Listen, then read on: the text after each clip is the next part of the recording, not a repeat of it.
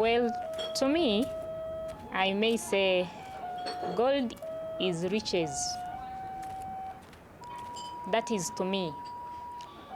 And to my community, they've seen it as a source of income, a blessing from God to have given it to them.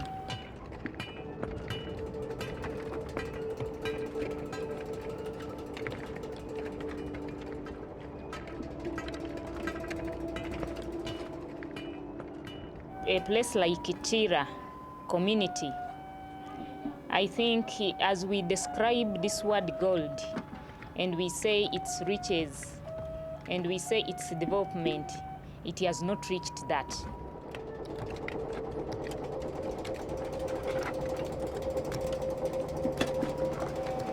And there are a number of things that actually need to be put right.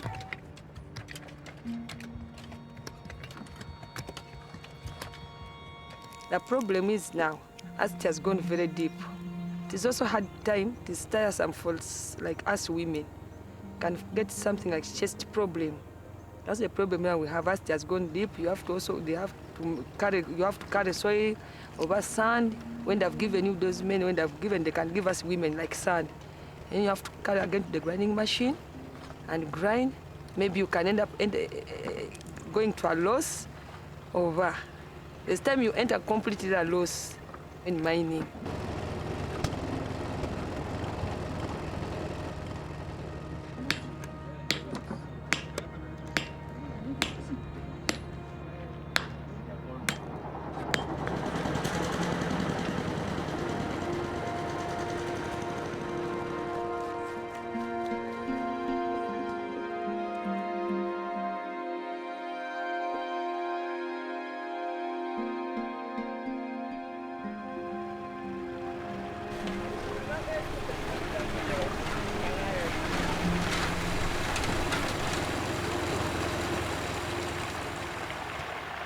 Earthbeat Foundation has carried out a survey with the miners in 2015, where the miners were able to propose ways in which they can be able to diversify their incomes, to be able to create alternative livelihoods in their lives.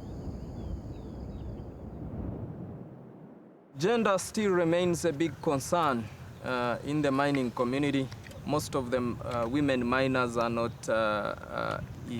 effectively integrated in the mining activity, where you find some of the women are only relying on the tailings that are left behind after the men have processed. Then the women come and collect those tailings and reprocess them to get some later gold. You'll find... You know, as we keep mining, the gold is not a permanent thing.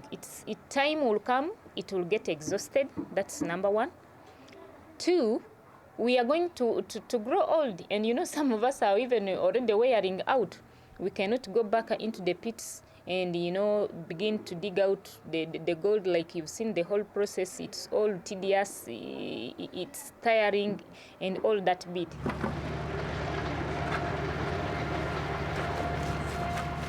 Child labor remains a concern in the mining areas, in the mining communities. For example, a gold rush situation, children will tend to run away from schools.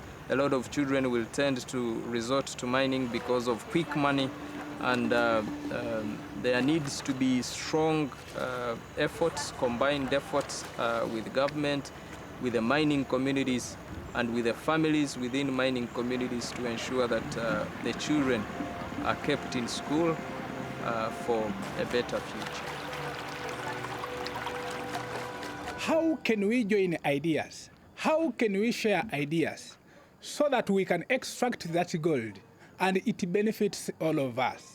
So out of what we have got is what we can now think that now, besides mining gold, what would we think of any other thing that, or any other activity that can help us?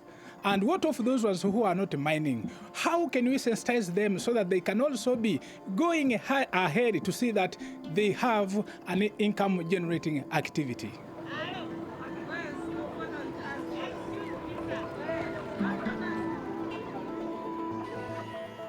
concept was to give them a herd of female goats and accompanied by a male goat, so that it could create a multiplier effect and increase the herd, and eventually becoming also an alternative source of income for these miners.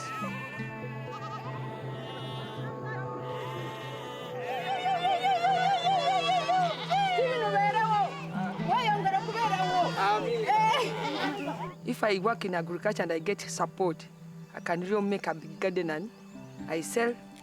And within 1 year, I'm also a woman. Can also support my family. Agriculture is a very good thing by the way.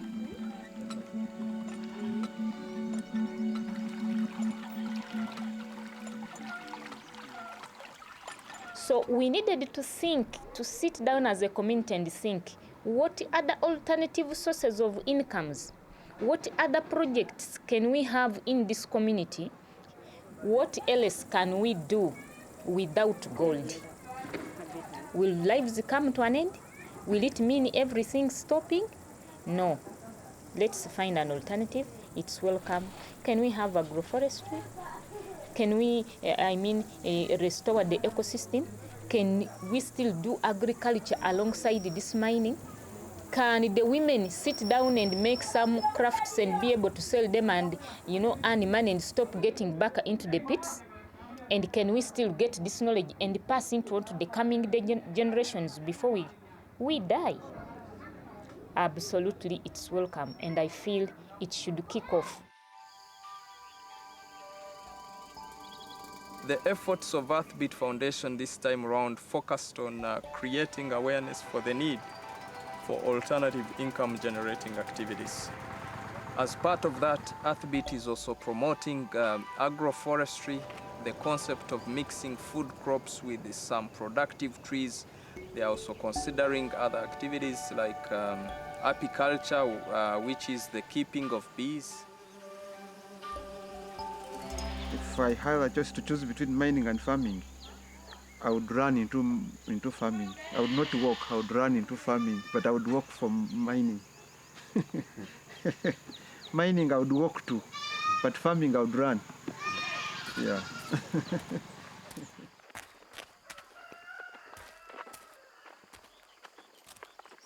I'm a peasant farmer around. Primarily I'm a peasant farmer, but also seriously engaged in artisanal and small-scale mining. Besides, I have a number of stems of fruit-bearing trees. I have jackfruit.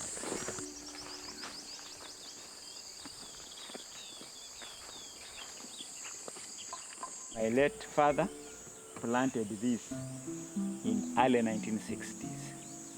But time came when the whole lot, because he had planted right from the homestead coming here, most of them died off. And at one time when I had begun digging this place, I found the surviving one was smaller than this type here.